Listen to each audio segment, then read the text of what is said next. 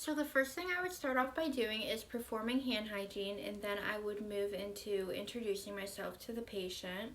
Hi, my name is Becca. I'm a student at Marywood University, and I'm going to be conducting an abdomen assessment today. Can you please tell me your name and date of birth? Sarah James, 11/17/93. And have you had any stomach issues recently or any pain? No, And when was your last bowel movement? this morning. Okay, so then I'm going to move into inspecting the abdomen. So you would inspect it at an eye level, and as you can see, her abdominal shape is flat. There's no visible pulsations, there's no distension, and the umbilicus is midline. There's no visible masses or wounds, and the skin is flesh toned, smooth, and intact. I'm going to have you bring your head up slightly, and as you can see, there's no visible hernias. So then I would move on to auscultation, and I would listen with the diaphragm side of my stethoscope, and I would start in the right lower quadrant, making my way clockwise.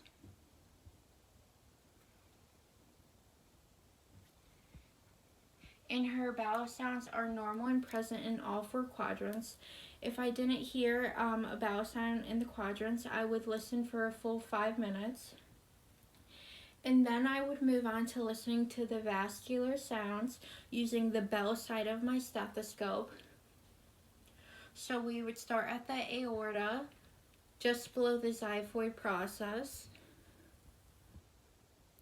And then we would move to the left and right renal arteries.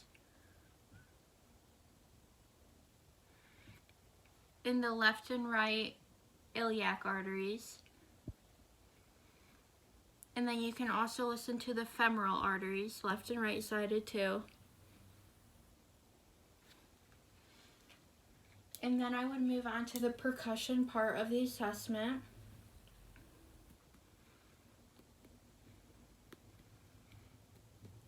And the sound being heard is normal, which is tympany. So then I would percuss to find the lower and upper liver borders. So to start with the lower liver border, you begin in the right lower quadrant at the midclavicular line, near the umbilicus, and percuss upward until the sound changes from tympany to dullness, which is right here, right below the rib cage. And then to percuss the upper liver border, I would percuss between the ribs and move down until the sound turns from resonance to dullness. So the liver border is about this range right here. And then you could also percuss the spleen, which you would start at the 10th intercostal space at the mid-axillary line. So that's around right here. And you would percuss and move downward again between the ribs until the sound went from resonance to dullness, which marked about right here. And then we would move on to the palpation part of the assessment. So I'm going to start with light palpation, moving about 2 centimeters in.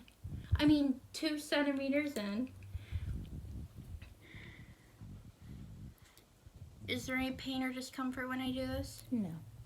Okay, so we would move on to deep palpation, which is about 4 centimeters. Any pain? No. Okay, so then I would go, there's also different tests that you can do with the patient, like the Rovsing sign. So you would palpate the client's left lower quadrant at a 90-degree angle. And when you let go, did you feel any pain in the right lower quadrant right here? Nope. So if the client had complaints of a sharp stabbing pain as you release pressure, this could be indicated of an appendicitis. You could also do the psoas sign. So I'm going to have you flex your knee slightly and press up against my hand. And did you feel any pain when I did that? No. Okay, so if pain was noted, it could be associated with an inflamed appendix. There's also the obturator sign. So I would have them flex their knee and hold them at the ankle and rotate internally and externally. Did you feel any pain? No. So if any pain is noted, it can be indicated of an appendicitis or a peripheral appendix.